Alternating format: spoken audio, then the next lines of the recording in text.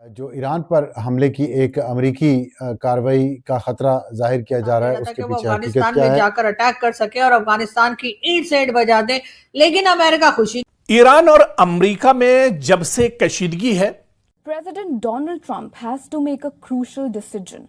Will he order a strike on Iran? Attacking the country could spark a firestorm. Tehran has unveiled a chilling warning poster showing American warships sinking beneath missile strikes. And military experts say Iran has the firepower to make the threat real. Now the question keeping Pentagon strategists awake is, can the Islamic Republic actually sink America और Iran के दरमियान जो दूसरा round था मुज़ाकरात का Geneva में, वो बेनतीजा ख़त्म हुआ है।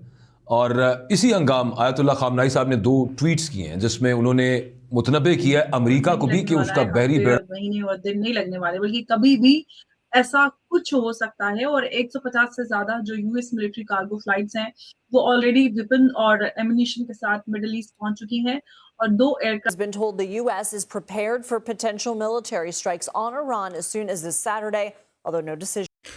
જય હિન્દ દોસ્તો, નમસ્કાર। ભારતીય ઓફિશિयल यूट्यूब ચેનલમાં આપનું સ્વાગત છે दोस्तों। तो दोस्तों, दुनिया में बहुत बड़ी डेवलपमेंट होने जा रही है। तो दोस्तों, डेवलपमेंट ये है कि यूएस और ईरान के बीच बहुत बड़ी वार होने वाली है और यूएस के बीच ईरान के साथ जो वार्तालाप चल रहा था उसका दूसरा राउंड पूर्ण हो चुका है और यूएस ने ईरान को धमकी देते हुए बोला है कि हम बहुत जल्द ईरान पर बहुत बड़ा अटैक करने वाले हैं। लेकिन ईरान ने भी यूएस को बोला है कि जो यूएस का कतर में बहुत बड़ा एयरबेस है जिसमें 10,000 सैनिक तैनात रहते हैं और बहुत बड़ी डिफेंस सिस्टम लगाई हुई है, उस पर भी ईरान बहुत जल्द अटैक करेगा। ईरान के निशाने पर है कतर का एयरबेस। सच है कि इसराइल इस वक्त पूरी दुनिया को कंट्रोल कर रहा है। अमेरिका और ईरान के दरमियान इस वक्त एक जंगी कैफियत है और बाज़ लोग तो ये कह रहे हैं कि चंद घंटे, मतलब 24 घंटों के अंदर वीकेंड के ऊपर भी अमेरिका एक हमला कर सकता है। और वीकेंड आज शुरू हो चुका है पाकिस्तान में, तो जुमे का दिन शाम को, मतलब 12 घंटे बाद वीकेंड का आगाज़ होगा और अमेरिका में 24 घंटे बाद होगा। तो क्या ईरान पर एक और हमला होगा? और अगर हमला हुआ तो उससे ख़तरा ये है, ख़तरा नहीं बल्कि यकीन है कि तेल की कीमतें बहुत बढ़ जाएंगी पूरी दुनिया में, एक नया बहरान आएगा, डॉलर की कीमत कम होने का खतरा है और जो फाइनेंशियल सिस्टम है पूरी दुनिया का जो चल रहा है उसके लिए काफ़ी रिस्क फैक्टर्स अब हैं आने वाले दिनों में। ना सिर्फ ये कि वीकेंड पे हमला हो सकता है बल्कि उसके वो एक छोटा हमला जिसे कहा जा रहा है ताकि ईरान को मज़ीद दबाव में लाया जाए, लेकिन एक बड़ा हमला अगले 10 दिनों तक मुतवक्को है। और उससे पहले अमेरिका और इसराइल के दरमियान कुछ बातचीत भी होगी, लेकिन अभी तक की इंडिकेशन जो है वो यही है कि अमेरिका ने बिल्डअप बहुत ज़्यादा किया हुआ है और उसके तकरीबन 50 फाइटर जेट्स F-22 उसमें शामिल है, F-35 शामिल हैं और 150 वेपन लेडन ट्रांसपोर्ट एयरक्राफ्ट जो असले से भरे हुए 150 जहाज़ हैं वो खित्ते में पहुंच चुके हैं। 35 वॉरशिप्स जो उनके बहरी जहाज़ हैं और जंगी जहाज़ हैं वो, और उसके अलावा 2 एयरक्राफ्ट कैरियर्स उसके अलावा हैं जो अमेरिका के इस खित्ते में पहुंच चुके हैं।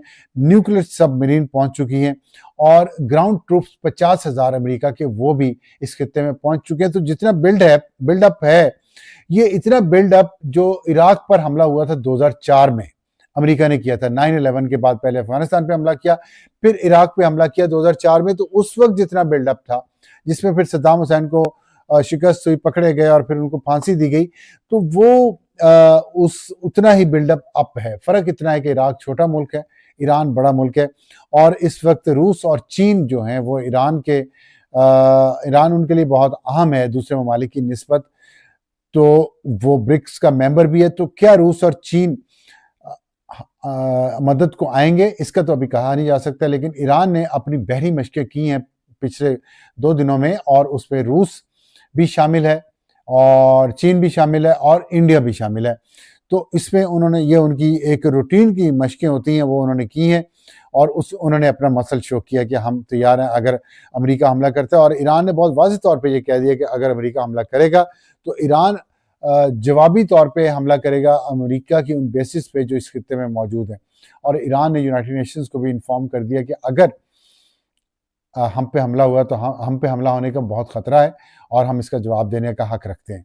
अब इशू ये है कि इसमें जैसे मैंने आपको बताया कि तेल की कीमतें पूरी दुनिया में ऊपर जाएंगी, बहरान आएगा एक तेल का। जो वॉर है उसकी तरफ बढ़ती हुई नजर आ रही है और जो रिपोर्ट सामने आ रही हैं उसके मुताबिक यूनाइटेड स्टेट्स और इजराइल मिलकर ईरान के खिलाफ कभी भी मिलिट्री कैंपेन शुरू कर सकते हैं और ये बहुत लंबा समय इसको नहीं लगने वाला है, हफ्ते और महीने और दिन नहीं लगने वाले, बल्कि कभी भी ऐसा कुछ हो सकता है। और 150 से ज्यादा जो यूएस मिलिट्री कार्गो फ्लाइट्स हैं वो ऑलरेडी वेपन और एमिनिशन के साथ मिडिल ईस्ट पहुंच चुकी हैं और 2 एयरक्राफ्ट कैरियर, डोजन्स वॉरशिप और हंड्रेड्स ऑफ फाइटर जेट्स, और जो 24 घंटे हैं उसके अंदर 50 एडवांस जेट डिप्लॉय किए गए। सवाल ये नहीं है कि ये डेटरेंस है या फिर हम इसको कहेंगे कि क्या एक काउंटडाउन है। अब इस सब के बाद क्या कुछ हालात होने वाले हैं, मिडिल ईस्ट एक बार फिर से और ज्यादा दहकने वाला है और कई सारे एक्सपर्ट्स ने पहले ही दावा किया था कि मिडिल ईस्ट में हालात और ज्यादा भड़क सकते हैं। जिस तरह से हमने देखा है कि जेनेवा में जो टॉक्स हैं वो एक तरह से फेल्ड हो चुकी हैं, उसके बाद अब एस्केलेशन जो है वो होता हुआ नजर आ रहा। कभी भी हालात बहुत ज्यादा खराब हो सकते हैं। इस पर मेरे साथ बात करने के लिए मौजूद है उमेश जी। उमेश जी, बहुत स्वागत है आपका। नमस्कार, जय हिंद। जय सिया राम अंबर जी। जय सिया राम उमेश जी। उमेश जी, क्या इसको कहा जाए, क्या डिप्लोमेसी सिर्फ मतलब कवर है जब हम कहें कि जो बैटलफील्ड में ऑलरेडी इतनी सारी तैयारियां हो चुकी हैं, तो जो बातचीत का दौर है उसको मतलब एक मतलब मात्र सिर्फ कहने भर के लिए? देखिए, जो ईरान के फॉरेन मिनिस्टर हैं उन्होंने अमेरिका के साथ बहुत सारे जो पीस प्रपोजल्स है उसके ऊपर डिस्कशन किया है। एक तरह से ईरान जो है वो जानता है कि अगर नेक्स्ट टाइम जो बम्बार्डिंग लास्ट टाइम जैसे हुई तो ईरान के अंदर खमेनी जो सरकार है उसका जाना लगभग तय है। अब सबसे बड़ी बात है कि वहां पर अमेरिका अपनी शिप्स भेजकर, वॉरशिप्स भेजकर, एयरक्राफ्ट कैरियर जो है लिंकन और फोर्ड उधर ऑलरेडी प्रोसीड कर चुके हैं। लिंकन उधर ही है और फोर्ड अभी स्ट्रेट ऑफ जिब्राल्टर के पास है और वो जल्दी मेडिटेरियन में पहुंच जाएगा। और आपने जैसे बताया है कि F-35A, F-16, F-22, F-15 जैसे रैप्टर्स जो है, जो अमेरिकन फाइटर जेट्स हैं, वो अभी मिडिल ईस्ट की तरफ जा रहे हैं। ये तो ऑलरेडी मिडिल ईस्ट में अमेरिका के बहुत सारे बेसेस हैं, उसके एडिशन में इतने सारे एयरक्राफ्ट जा रहे हैं। 1/3 और American navy is now heading towards middle east. तो ईरान को एक तरह से सराउंड करके वहां पर जो अंदेशा लगाया जा रहा है कि में जब अफगान वॉर चल रही थी और अमेरिका बार बार पाकिस्तान से कहता था डू मोर, और पाकिस्तान जो है वो अमेरिका को खुश करने के लिए सब कुछ कर रहा था और हर तरह से अमेरिका का साथ दे रहा था कि वो अफगानिस्तान में जाकर अटैक कर सके और अफगानिस्तान की ईंट से ईंट बजा दे, लेकिन अमेरिका खुश ही नहीं होता था। हर कुछ दिन बाद कहते थे डू मोर, और वो डू मोर सुनते सुनते हमारे कान पक गए। लेकिन बहरहाल पाकिस्तान ने अपनी गलती से कुछ नहीं सीखा और एक बार फिर शहबाज शरीफ साहब जो है वो अमेरिका यात्रा पे रवाना हो चुके हैं, बल्कि पहुंचे हैं। उसी के साथ साथ ईरान, जी हाँ, ईरान को भी ना भूलिए, ईरान के साथ भी जो है वो अमेरिका का कोई खास अच्छे रिलेशंस नहीं चल रहे, तो क्या पाकिस्तान को ईरान के लिए भी इस्तेमाल किया जाएगा? और सबसे बड़ी बात ये कि जब ये इजराइल की तरफ जाएंगे और इजराइल को फेवर देंगे पाकिस्तान के लोग और जाकर हमास से हथियार लेंगे, ऐसे में आपका क्या ख्याल है कि हमास के लोग क्या करेंगे? सरदार बहुत खुश होगा, शाबाशी देगा? नहीं जी, सरदार ना तो खुश होगा ना ही शाबाशी देगा, बल्कि सरदार देगा कान के नीचे 2 रख के। जी हाँ, और हमास के लोगों का तो आपको पता ही है कि वो तो जी अपनी क्या, वो तो किसी की भी नहीं सुनते, तो अपनी खुद की भी नहीं सुनते, और उनके साथ अगर पंगा लिया तो पहले ही हमारा झगड़ा जो है वो टीटीपी के साथ चल रहा है, BLA से चल रहा है।